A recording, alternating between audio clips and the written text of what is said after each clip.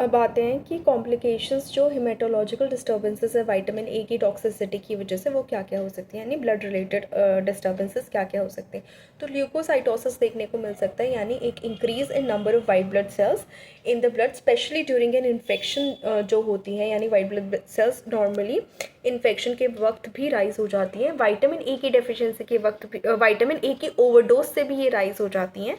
और vitamin A की deficiency में भी यदि इन्फेक्शन है एपिथेलियल सेल्स का, स्किन के या कंजक्टिवा का और यूटेराइन लाइनिंग का, तब भी डेफिनेटली राइज होंगे क्योंकि इन्फेक्शन का सिनेरियो है। यहाँ पे ओवरडोज में भी राइज होंगी वाइट ब्लड सेल्स। अनीमिया देखने को मिलेगा विटामिन ए की टॉक्सिसिटी में भी, डेफिशिएंसी में भी देखने को मिलता है। डेफिशिएंसी में हमने देखा था कि आयरन स्टोरेज जो लिवर में होता है वो अवेलेबल ही नहीं होता बोन मैरो के पास, ताकि वो नई चीज़ें बना सके, नई सेल्स बना सके, और इसकी वजह से अनीमिया देखने को मिलता है। लेकिन ओवरडोज के केस में भी अनीमिया देखने को मिल सकता है। थ्रोम्बोसाइटोपेनिया यानी deficiency of platelets in the blood, जो कि बहुत इंपॉर्टेंट है क्लॉटिंग के लिए। इसीलिए अगर ओवरडोज है विटामिन ए की, ब्लीडिंग इनटू द टिश्यूज हो सकते हैं, ब्रूजिंग हो सकता है, slow blood clotting after injury हो सकती है।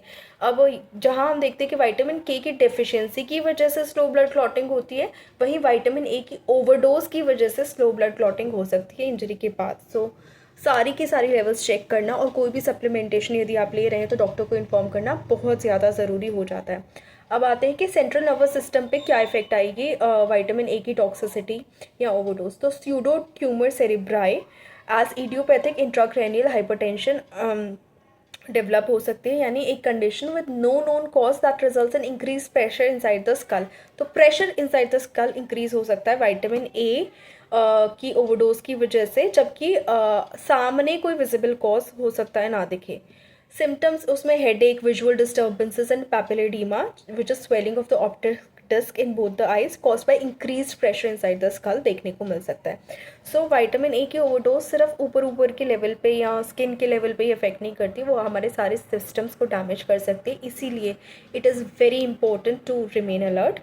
नॉलेज नेवर एंड्स, लेकिन यहाँ पे विटामिन ए की सीरीज़ अभी के लिए हम पूरी करते हैं, एंड नेक्स्ट सीरीज हमारी आएगी विटामिन बी की। So stay connected, please like the video, follow the YouTube channel and follow the Instagram page. Thank you so much.